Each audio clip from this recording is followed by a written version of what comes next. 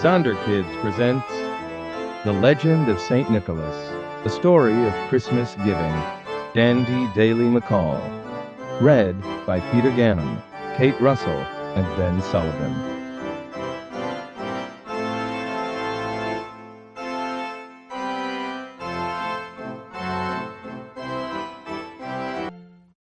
Nick followed his dad through the snow-dusted parking lot. Not my idea of fun, He muttered. Hey, you're the one who waited until the last minute to buy Christmas gifts for your little brothers, Dad reminded him. True. Nick admitted. Why was it so much easier to think about getting gifts than giving them? Nick spotted a skinny Santa ringing a bell and collecting for the poor. Dad handed Nick some money for Santa's kettle. Nick thought about adding something from his own wallet, but he was hoping to have enough left to get himself something. Once inside the crowded store, Nick smelled hot dogs and popcorn. Scratchy Christmas music played overhead. You get your gifts, and I'll see to this list your mother gave me, Dad called, disappearing into the sea of shoppers. Nick headed for the toy aisle, but a baseball glove caught his eye. A few minutes later, he heard a deep voice saying his name. The voice belonged to a store Santa. Santa used to go by the name Nick or St. Nicholas, he heard the Santa say to a group of children in the elf room. Nick remembered waiting for his parents in that room when he was a little kid. A long, long time ago, The store Santa continued. In a country far across the sea, a boy named Nicholas was born. Nick leaned against the doorway and listened. Nicholas's parents were very rich. They traveled all over the world with their son. When Nicholas was 8, they visited beautiful gardens in the Far East. Nicholas noticed children begging for food. When Nicholas turned 10, his parents took him to the West. Nicholas couldn't sleep at night because he kept thinking about the longing eyes of the children in the streets, children who had certainly never owned a toy. On his 12th birthday, Nicholas and his family journeyed to the north. Nicholas waved to the children playing in the snow. Why aren't they wearing coats and hats? He asked. His parents exchanged sad looks. They probably don't own coats and hats, Nicholas, his father said.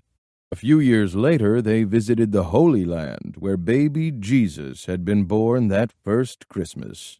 In this holy place, God gave us the greatest gift ever given, Nicholas's father remarked. Imagine how much God loves us to give us his only son. To honor and celebrate God's amazing gift, 3 wise kings brought gifts for the Christ child, Nicholas's mother said as the church bells rang out. Not long after they returned home, Nicholas's parents died. Nicholas felt lost and alone. He had plenty of money, but no idea what to do with his life. He looked to his friends for help. If I had that much money, said Joseph, I'd pay all of our bills because my father is out of work. I would buy my mother a warm coat, Thomas added. Phoebe gazed at the stars. My 2 sisters want to marry, but we don't have the money that's required from the bride's family. If I had the money, I would give it to my sisters for this dowry. She sighed. And if I had enough, I would do the same for myself. Nicholas knew that his friends would never get their wishes, unless... That night, Nicholas talked things over with God. Father, could this be the work you have for me? As if in answer, the church bells rang. Nicholas remembered what his mother had said about the wise kings bringing gifts to baby Jesus. He thought of what his father said about Jesus being the greatest gift. What better time to give gifts than on Jesus' birthday? Nicholas could barely hold in his excitement. First, he tromped through falling snow to Joseph's house. He opened a window and tossed in enough gold coins to allow them to buy their own home. Next, he woke the town tailor and bought his finest coat. Nicholas ran all the way to Thomas's house and stuffed the coat through the open shutters.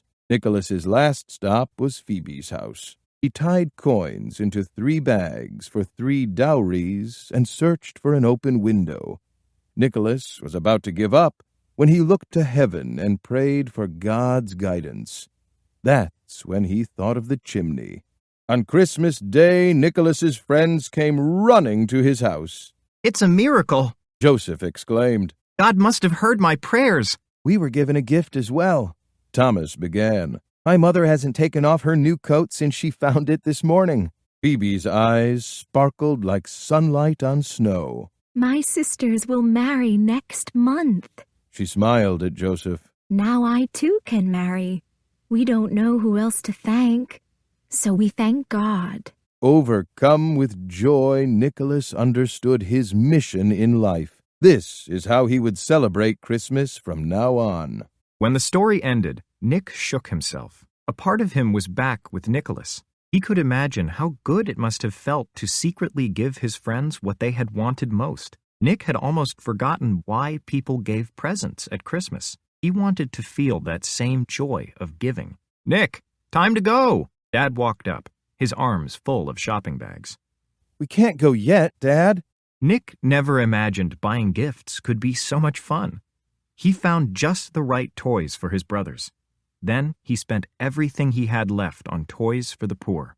"I wish I had enough to fill the whole collection box," he told Dad. Nick felt sure he'd never look at Christmas the same way.